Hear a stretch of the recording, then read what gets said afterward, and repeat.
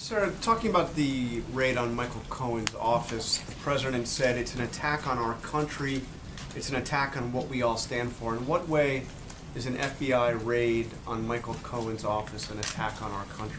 I think that the president has been clear that he thinks that this has gone too far, and beyond that, I don't have anything to add, but I'd refer you back to the president's comments. Would that accounts to an attack on our country? Again, I think the president has been clear what his position is. I don't have anything else to add at this point. Does the president believe he has the power to fire Special Counsel Robert Mueller? Does he believe that's within his power? Certainly believes he has the power to do so. John? Good. You have said several times from the podium that the president has neither the intention nor is thinking about firing Robert Mueller. Does that remain the case today? The president was asked this question directly last night, and I'd refer you back to his comments. Can I also ask, what about Rob Rosenstein? What's the president's thinking about Rosenstein in terms of his tenure at the Department of Justice? He did not appear to be very happy with him last night. And can you confirm that Rosenstein was the high-level DOJ official that signed off on the FBI raid? I'd refer you to the Department of Justice in terms of their process. Certainly the president's voiced his frustrations, but beyond that, I don't have anything else. Shannon? Is the president still open to talking to Mueller? Is he still open to an interview? That's something that I would direct you to the president's personal attorneys to answer that question. I would ask about Rosenstein. What about FBI Director Wray? He was the one who signed off supposedly on this FBI raid.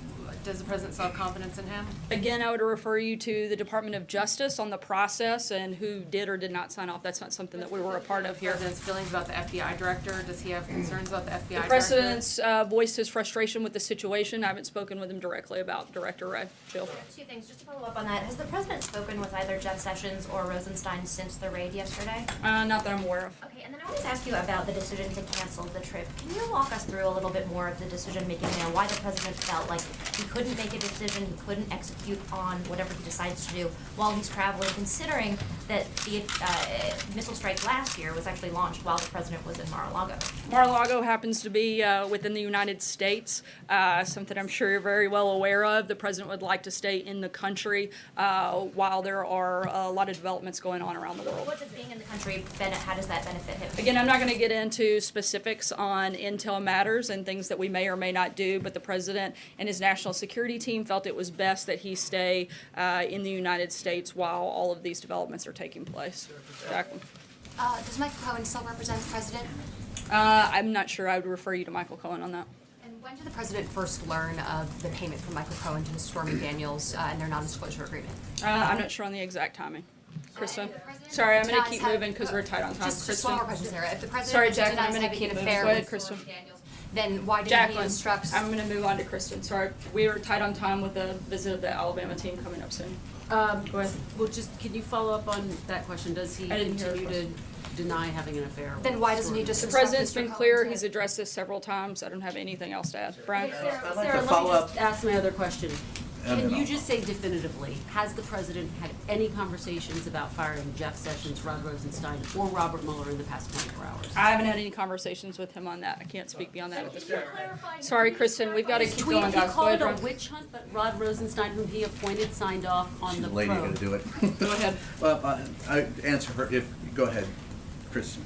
Can you just answer the question? If the president Enough. appointed Rod Rosenstein, and so how can he call the raid yesterday a witch hunt when it was approved by the Deputy Attorney General he appointed? Once again, I'm not aware of what the process is and who signs off on those specific types of things. The president certainly has been very clear about what his position is when it comes to matters of collusion, and that's what his reference is. He thinks this entire thing is a witch hunt. I think we've spoken about this at length, ad nauseum, and frankly think it's a big distraction that the media has spent every single day for the last year focused on this instead of some of the biggest issues of our day and some of the biggest issues that the president is dealing with, like Syria, like North Korea, like deregulation, tax cuts, defeating ISIS. That's the focus of this administration, and frankly, that's what you guys should spend a little bit more time on. Hey guys, time out. So, We're Sarah, gonna you yielded your time to Kristen. I'm gonna go to John.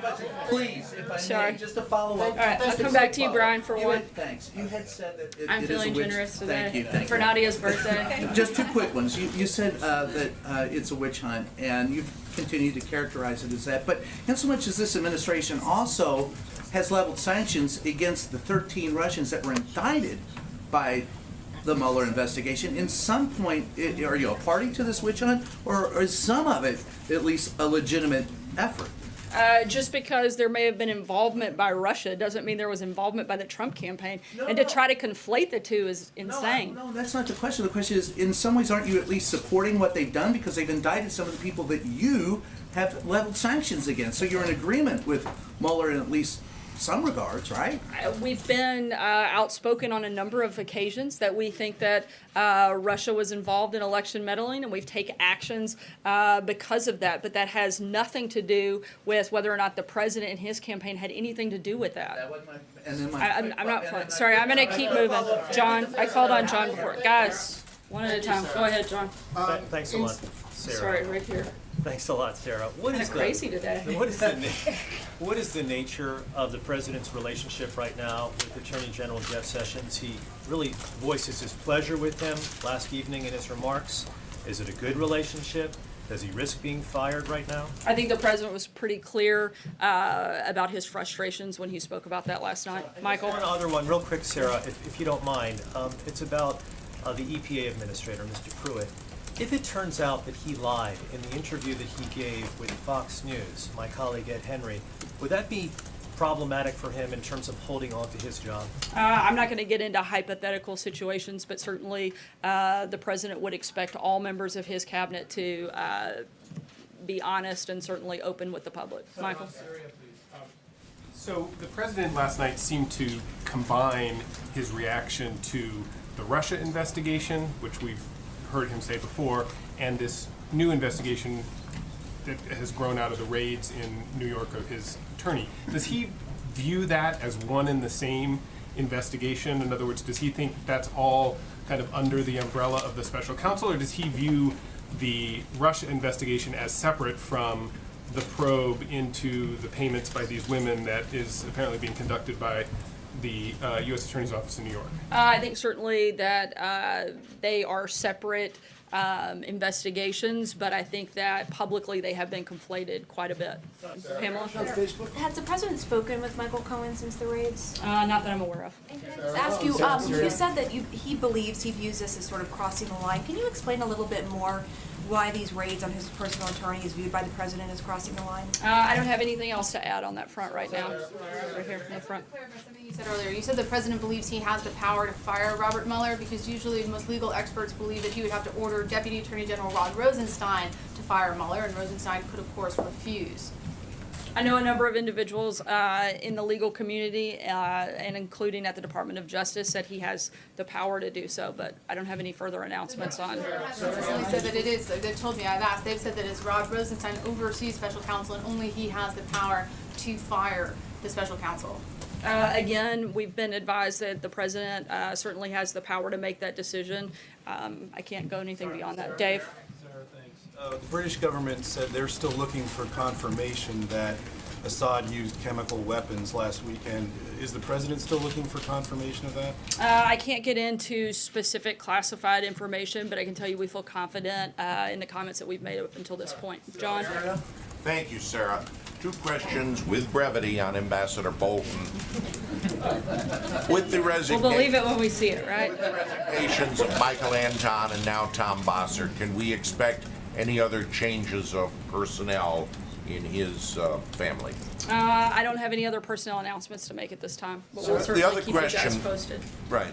A year ago, Ambassador Bolton was highly critical in op-ed pages about U.S. involvement with the World Bank and the International Monetary Fund. With the World Bank IMF meeting coming up within a matter of 2 weeks, is his position going to affect U.S. support for either institution?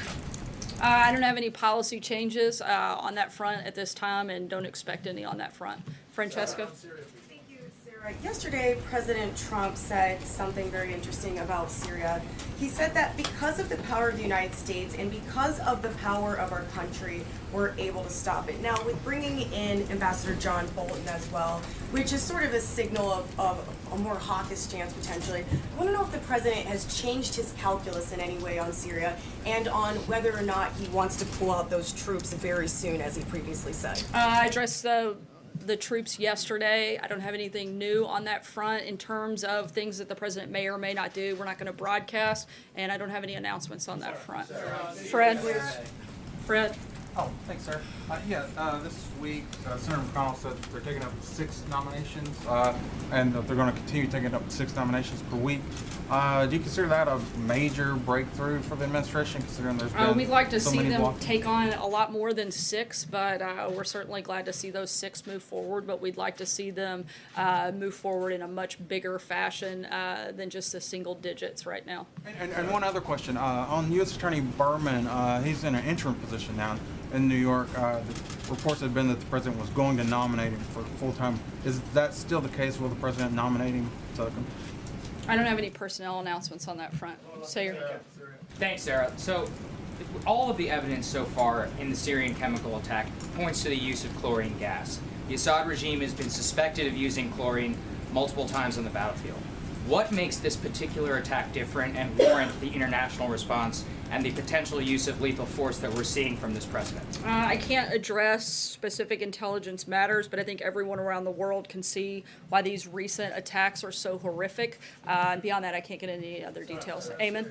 Yeah, thank you, Sarah. To clarify your comment here on Xi Jinping's speech last night, it was seen as rhetoric around trade openness. And are you saying that the president didn't see anything in that speech that would encourage him to back off on his threat to impose tariffs on the Chinese? We certainly think it's a step in the right direction, and we're encouraged by the words, but we want to see concrete steps and concrete action by the Chinese.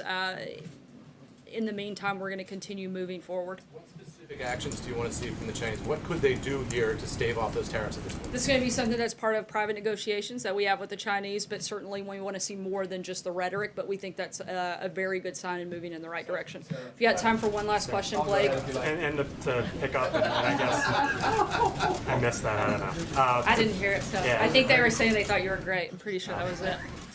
To pick up and end off where Eamon just, what he was just talking about, you said you want to see concrete actions from the Chinese as it relates to trade. Do you feel that there will actually be at some point concrete actions, or is all of this right now hope and talk and maybe Again, we certainly hope so. We think this is an encouraging step in the right direction, but at the same time, we're going to continue moving forward in the actions that the president has announced, and hopeful that we see something come out of the Chinese government. It feels almost today like it's been somewhat of a lukewarm reception. Is that accurate?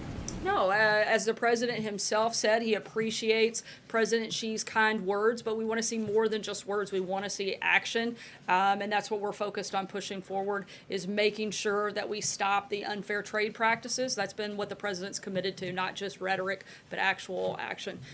Thanks so much, and we'll see you guys out on the South Lawn as we welcome the Crimson Tide.